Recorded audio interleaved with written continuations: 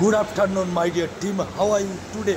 টিমে নতুন তারা আসছে, সো কি কারণে আসছে, কেন আসছে, সো উই নো দ্যাট।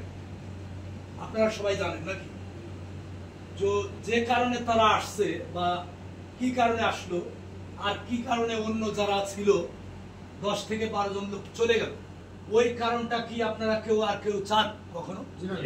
চান না।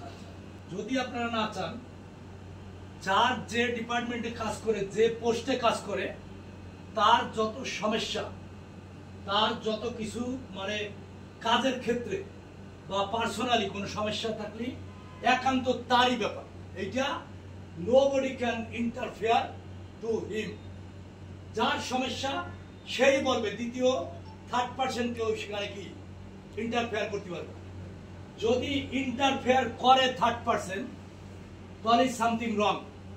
অ্যাজ এ গ্রুপ কোনো প্রতিষ্ঠানের ক্ষতি করে, কোনো বিজনেসের ক্ষতি করে, কোনো হোটেলের ক্ষতি করে, কোনো কিচেনের ক্ষতি করে, তাহলে কোনো গ্রুপ কি কেউ রাখবে না। গ্রুপিং করলে আপনি আপনার নিজেরও চাকরি কি বিপন্ন হবে, আপনি যাকে নিয়ে করবেন তারও চাকরি কি বিপন্ন হবে। অর্থাৎ যার যে কাজ, যার যে সমস্যা, তারটা সে বুঝবে। সো যদি থার্ড পার্সন কথা বলেন, something wrong. I don't accept that. Not me. কোনো কোম্পানি কি অ্যাকসেপ্ট করবে? কথাটা বুঝতে পারছি?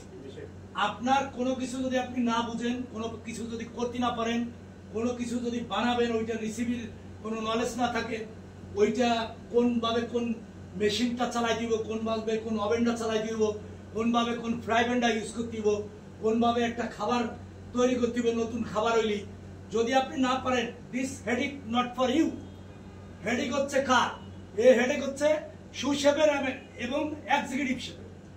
সুশেফ এন্ড এক্সিকিউটিভ শেফ আপনাকে গাইডলাইন দেবে। So any hesitation you just ask to the your supervisor.